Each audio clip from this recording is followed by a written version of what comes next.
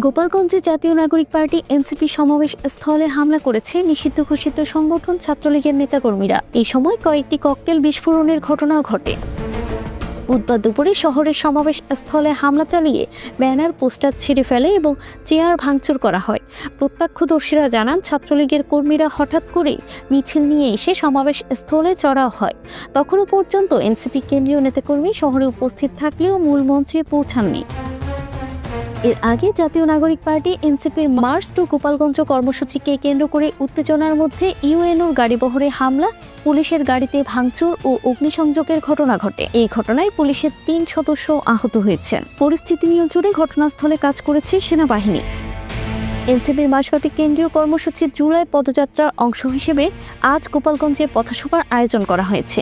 এই কর্মসূচির নাম দেওয়া হয়েছে মার্চ টু গোপালগঞ্জ। জানা গেছে, বুধবার সকাল 10:45টার দিকে সদর উপজেলার উলপুর সংযোগ সড়কে পুলিশের একটি গাড়িতে ভাঙচুর ও অগ্নিসংযোগ করে নিষিদ্ধ ঘোষিত সংগঠন ছাত্রলীগের নেতাকর্মী ও কার্যক্রম নিষিদ্ধ থাকা আওয়ামী লীগের নেতাকর্মীরা। প্রত্যক্ষদর্শী ও এলাকাবাসীরা জানান, জেলা ছাত্রলীগের সাধারণ সম্পাদক আতাউর রহমান পিএলের নেতৃত্বে ছাত্রলীগের একটি দল প্রথমেই সেই কর্মসূচিতে বাধা দেয়। পরে তারা পুলিশের একটি গাড়িতে পেট্রোল বোমা ছুড়ে আগুন ধরিয়ে দেয়।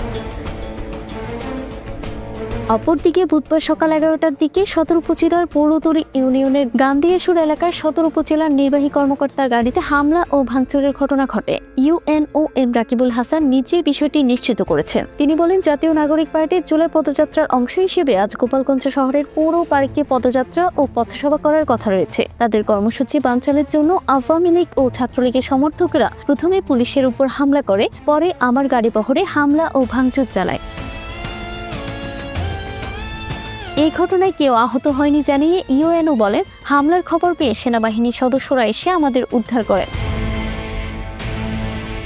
গোপালগঞ্জের সদর থানার ভারপ্রাপ্ত কর্মকর্তা ওসি মীর মোহাম্মদ সাজিদুর রহমান বলেন, জাতীয় নাগরিক পার্টির মাস জুড়ে জুলাই পদযাত্রার অংশ হিসেবে আজ গোপালগঞ্জ শহরের পৌর পার্কে পদযাত্রার কথা রয়েছে তাদের। সেখানে কেন্দ্রীয় নেতৃবৃন্দের আগমনের কথা রয়েছে। এই পদযাত্রা বানচালের জন্য নিষিদ্ধ ঘোষিত সংগঠন ছাত্রলীগের জেলা সাধারণ সম্পাদক আতাউর রহমান পিএলের সমর্থকেরা সদর উপজেলার উলপুর এলাকায় পুলিশের একটি গাড়িতে আগুন ও ভাঙচুর করেছে।